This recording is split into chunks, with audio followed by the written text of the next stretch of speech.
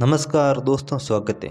दोस्तों, इस वीडियो में हम आपको महान भक्त श्रवण कुमार की कहानी सुनाने वाले हैं। श्रवण कुमार एक ऐसा बालक था जिसने अपना सारा जीवन अपने माता पिता की सेवा में लगा दिया था। उसने अपने माता पिता की सेवा से बढ़कर कोई भी धर्म नहीं समझा। श्रवण कुमार के पिता का नाम शांतनु और माता का नाम ज्ञानवती था। इनके माता पिता नेत्रहीन थे, जिसके कारण इन्हें दिखाई नहीं देता था। इन्होंने अपने पुत्र श्रवण का पालन पोषण बड़े ही कष्टों के साथ किया था, इसलिए श्रवण अपने माता पिता के प्रति बहुत ही प्रेम रखता था। श्रवण कुमार छोटी सी उम्र में ही अपने माता पिता के काम को करने लगा। जब श्रवण बड़ा हुआ तो घर का सारा काम किया और साथ में अपने माता पिता की सेवा में कोई कमी न आने दी। वो अपने जीवन का पूरा समय अपने माता पिता की सेवा में लगा देना चाहता था। जब श्रवण शादी के योग्य हुआ तो उनके माता पिता ने एक स्त्री के साथ विवाह करा दिया, लेकिन जिस स्त्री के साथ विवाह हुआ वो इनके माता पिता की सेवा से परेशान थी।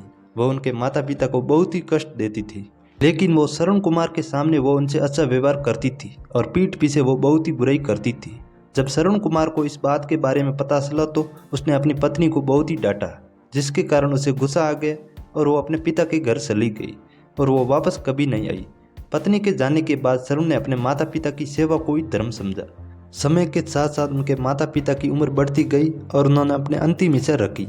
एक दिन श्रवण अपने माता पिता के साथ बैठा था, तभी उन्होंने श्रवण से कहा, बेटा तुमने हमारी सारी ख्वाहिश पूरी की है, अब हमारी केवल एक ही इच्छा है जिसे हम पूरी करना चाहते हैं। यह सुनकर श्रवण ने कहा, ऐसी कौन सी इच्छा बाकी है जिसे आप पूरा करना चाहते हैं? आप मुझे आदेश दे, मैं आपकी हर ख्वाहिश पूरा करूँगा।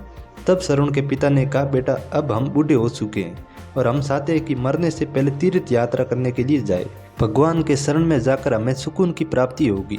अपने माँ बाप की ये बात सुनकर श्रवण सोच में पड़ गया कि वह उनकी इस इच्छा को कैसे पूरा करे। उस समय बस जैसी सुविधा नहीं थी और उसके माता पिता देख भी नहीं सकते थे। ऐसे में श्रवण को ये तीर्थ यात्रा करना असंभव था। तभी श्रवण को एक विचार आता है और वो बाहर से 2 बड़ी टोकरी लेकर आया। फिर श्रवण ने उन दोनों टोकरियों को एक डंडे में रस्सी के सहारे लटका कर एक तराजू बना लिया। उसके बाद श्रवण ने अपने माता पिता को टोकरी में बैठा दिया और उस तराजू को अपने कंधों पर लेकर तीर्थ यात्रा पर निकल पड़ा। उसने अपने माता पिता को सभी पवित्र स्थलों पर लेकर गया। श्रवण कुमार जाते वक्त हर पवित्र स्थल पर भजन करता और उस जगह की जानकारी अपने माता पिता को बताता था।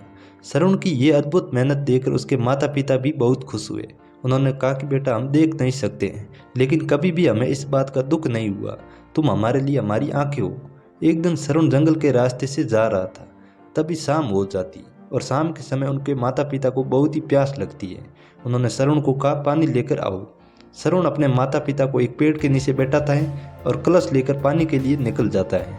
थोड़ी देर चलने के बाद श्रवण को एक नदी दिखाई देती है और वो उस नदी के पास जाकर पानी भरने लगा।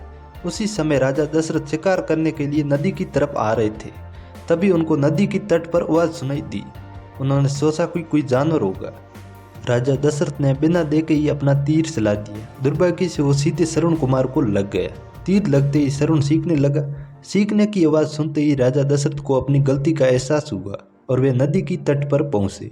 जब श्रवण कुमार को घायल अवस्था में पड़े हुए देखा तो राजा दशरथ को बड़ा ही दुख हुआ।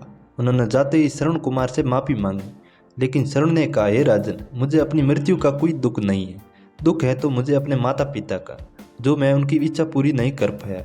वे इस समय प्यास से तड़प रहे हैं, मैं उन्हें पानी नहीं पिला सका। हे राजन, आप ही इस कलश को लेकर जाइए और मेरे माता पिता की प्यास बुझा दीजिए। इतना कहकर श्रवण ने प्राण त्याग दिए। जाने अनजाने से हुए अपराध से राजा दशरथ बहुत दुखी थे। अपराध से दुखी राजा कलश लेकर श्रवण के माता पिता के पास पहुंचे। श्रवण के माता पिता देख नहीं सकते थे, लेकिन वे पैरों की आवाज़ सुनकर पहचान लेते थे कि श्रवण है या फिर कोई और। लेकिन इस बार श्रवण नहीं थे। श्रवण के पिता ने राजा दशरथ को कहा कि तुम कौन हो? श्रवण बेटा कहाँ है? लेकिन इस दुख की घड़ी में राजा दशरथ जवाब नहीं दे पा रहे थे। तब श्रवण के माता पिता चिंता में पड़ गए। राजा दशरथ माफी मांगते हुए श्रवण की मृत्यु का समाचार सुनाते हैं।